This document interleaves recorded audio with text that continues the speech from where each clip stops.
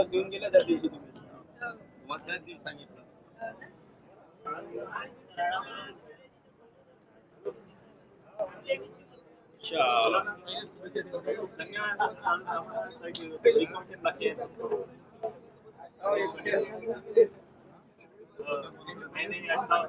Thank you.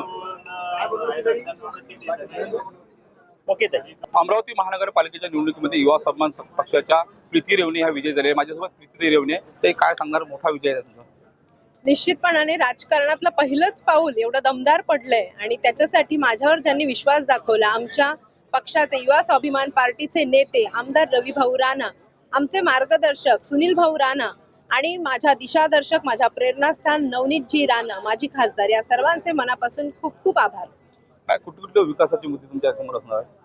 विकास हा एका दिशेने करून चालणार नाही. विकास हा सामाजिक, शैक्षणिक, आर्थिक आणि काय म्हणू शकतो आपण त्याला, इन्फ्रास्ट्रक्चर. विकास म्हणजे केवळ इन्फ्रास्ट्रक्चर नाहीये, तर ते तर निश्चितपणाने होणार आहे, पण सामाजिक परिवर्तन करण्याचा माझा प्रयत्न असेल.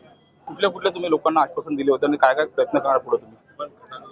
लोकांची मुख्य समस्या ही अस्वच्छतेची आहे. तुंबलेली गटार ही त्यांची समस्या आहे. छोटे रस्ते ही त्यांची समस्या आहे.